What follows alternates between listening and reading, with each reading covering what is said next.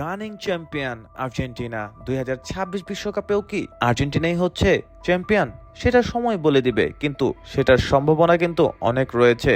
কেননা আর্জেন্টিনার আক্রমণ ভাগই কিন্তু বিশ্বের সব থেকে সেরা আক্রমণ ভাগ। এবারও তারা সেভাবেই প্রস্তুতি নিয়েছে। আর্জেন্টিনার ২০২৬ বিশ্বকাপের আক্রমণ ভাগে কারা কারা থাকছে চলুন জেনে নেওয়া যাক। শুরুতেই লিওনেল মেসি, যিনি একাই পুরো মাঠ জুড়ে খেলে থাকেন আক্রমণ ভাগ। তো অবশ্যই তিনি যখন বল নিয়ে দৌড়ে থাকেন তখন কারো সাধ্যে নেই তাকে আটকানোর।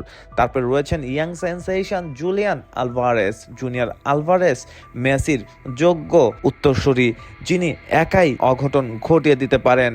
রয়েছেন আরেক নিয়মিত ধারাবাহিক গোলদাতা লাউতারো মার্টিনেজ, ইন্টার মিলানের হয়ে তিনি নিয়মিত গোল দিয়ে যাচ্ছেন। ইউরোপিয়ান যে ক্লাবগুলো রয়েছে সেখানকার সমস্ত প্লেয়ারের মধ্যে মার্টিনেজেরই কিন্তু ধারাবাহিকতা রয়েছে। এছাড়াও রয়েছে পাওলো দিবালা, যিনি অনেক বছর ধরেই খেলছেন আক্রমণ ভাগে। সে কিন্তু এবারও চাইবে আর্জেন্টিনার মূল দলে থাকতে এবং একটি অঘটন ঘটাতে প্রতিপক্ষের জালে।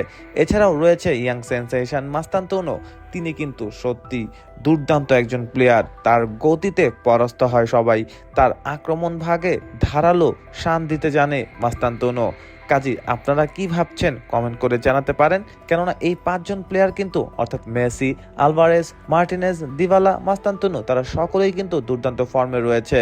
কমেন্ট করে জানিয়ে দিন যে আর্জেন্টিনার আক্রমণ ভাগেই কি সব থেকে সেরা।